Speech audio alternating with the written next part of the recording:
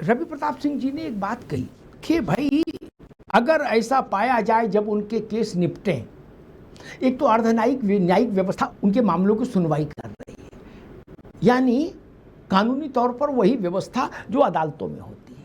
ठीक, उन्होंने कहा तब चुनाव आयोग माफी मांगे और बाकी को ट्रंप की तरह क्या करो सब। मुझे इस पर आपत्ति है। बहुत सारी भर्तियां निकलती हैं, उनमें छात्र जाते हैं, भर्तियों की विसंगतियों को लेकर मुकदमा कर देते हैं। ठीक,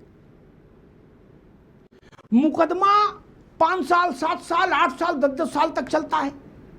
2013 के मुकदमे उत्तर प्रदेश की भर्तियों के अभी तक चल रहे हैं, तारीख पे तारीख पड़ रही है। तो क्या कोई ये कह देगा कि भाई सुप्रीम कोर्ट ने इतना लेट फैसला दिया, कई हजार बच्चे ओवर एज हो गए, उनका जीवन खराब हो गया, तो आप सुप्रीम कोर्ट हुक्म में ताला लगा दो? नहीं ना। या बोले या फिर तुरंत ही भर्ती का फैसला दे देते, इधर रिट आती उधर तुरंत दे देते। ऐसा नहीं होता भाई साहब। ये प्रेशर क्यों बनाया जा रहा है जुडिशियल अथॉरिटीज पर नेताओं के द्वारा कि 27 लाख को एक रात में क्लियर कर दो? ये क्यों प्रेशर बनाया जा रहा है?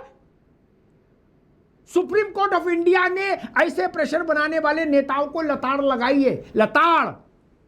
और कल ममता जी को भी लताड़ लगाई अच्छे से, तबीयत वाली, छोटी मोटी नहीं। ये क्या बात हो गई? भीड़ डंडा लेके जाएगी, बंदूक लेके जाएगी, उनको न्यायिक अधिकारियों को, जजेस को घेर लेगी, कहेगी हम गोली मार देंगे, जला देंगे। क्यों? बोले नहीं तो सब पे दस्तखत कर दो, सब ओके। क्यों कर दे? तमाशा बना लिया है क्या? जो भारत का नागरिक नहीं, वो भारत में सत्ता के चयन की प्रक्रिया से 4 कोस दूर रहना चाहिए।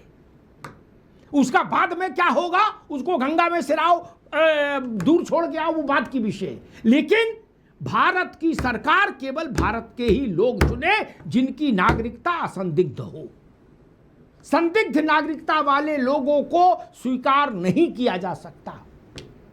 सरकार किसी की बने, किसी की ना बने।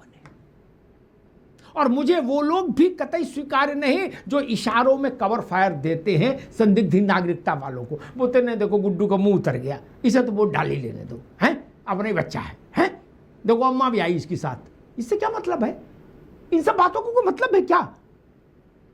जो भारत का नागरिक नहीं, बोनाफाइड सिटीजन नहीं, वो वोट नहीं डालेगा। कांग्रेस को खराब लगे, सपा को खराब लगे, भाजपा को खराब लगे, बसपा को खराब, इससे कोई फर्क नहीं पड़ता। और नेताओं की गारंटी नहीं चलेगी ना मतदाता पत्र पर कि भाई राहुल गांधी जी ने दस्तखत कर दिए 27 लाख पर, बोले ओके है ये लोग। नहीं ना, वो मूंगफली बेचने के लिए बैठे हैं क्या? जो न्यायाधीश बैठाए गए वो पटवारी नहीं है ना भाई साहब, वो न्यायाधीश है जो काम कर रहे हैं, और आप उन पर दबाव बनाना चाहते हो। मैं फिर कहता हूं, भारत के न्याय शास्त्र के मूल सिद्धांत का स्मरण रखिए। क्या है मूल सिद्धांत? किसी निर्दोष को सजा नहीं होनी चाहिए, ठीक ना? ठीक बात है। लेकिन साथ में यह भी है कि किसी दोषी को रिहाई भी ना मिल जाए, यह भी व्यवस्थागत चीज है। जिनकी भी नागरिकता संदिग्ध है, जिनकी भी, उनको प्रतीक्षा तो करनी ही होगी, अच्छा लगे तो भी और बुरा लगे तो भी। जैसे एक बात और कहता हूं, बड़ी प्रैक्टिकल बात कहता हूं, दिल में सब सहमत होंगे मेरे से, हक साहब भी और रवि भाई भी। एयरपोर्ट पर जाते हैं ना रवि भाई, गलत ही शक हो जाए, क्या आप बार बार ऐसे खुजला रहे हो और उनको शक हो जाए कि ये लग रहा है कुछ गड़बड़ है आदमी, क्या, तो वो आपको साइड से ले जाके इंट्रोगेशन रूम में बैठा देंगे, क्या? फिर आप ये नहीं कह सकते मेरी फ्लाइट छूट गई, हर्जाना दो ना। हर्जाना मांगोगे तो फिर तो वो सम्मान कर देंगे, वो सब अंडरवियर तक उतरवाएंगे, अटैची पूरी खुलवाएंगे, सारे कर्म करेंगे, तब कहेंगे ठीक है ओके जाइए। तब आप ये नहीं कह सकते कि सारे लोग आओ इमिग्रेशन में और इस्तीफा दो। बोले क्यों? बोले मेरे पास कुछ निकला नहीं। नहीं जी, आपकी थ्योरी पर चलें तो आप तो देश भर में सारे पुलिस वालों को फांसी दिलवा दो। बोले तुमने 5 चोर पकड़े थे, 3 को सजा हुई, 2 छूट गए, अब दरोगा को फांसी दो। नहीं जी, ये किसी बात हो गई? कांग्रेस मांग कर रही है कि फिर माफी मांगे चुनाव आयोग। जो लोग ये समझते हैं कि वो भारत के बोनाफाइड सिटीजन हैं, वो अपने कागज पत्तर जब पेश कर देंगे तब चुनाव की प्रक्रिया में शामिल हो जाएंगे। जब तक पेश नहीं करते तब तक शामिल नहीं होंगे। बात खत्म हो गई। इसमें इतना तनाव क्यों लेना?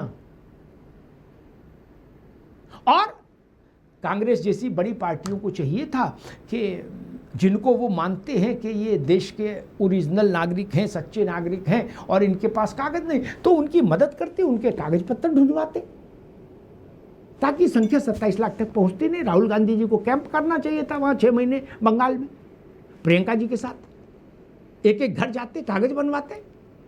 सो तो किए नहीं किए तो ठीक है। यही बात मैं सपा के लिए भी कह रहा हूं। लोकसभा चुनाव के समय हल्ला और विधानसभा चुनाव के समय हल्ला मत मचाइएगा। जिसके पास कागज नहीं उसको वोट देने की अनुमति नहीं होनी चाहिए, चाहे बंगाल में चुनाव हो, चाहे उत्तर प्रदेश में चुनाव हो। धन्यवाद।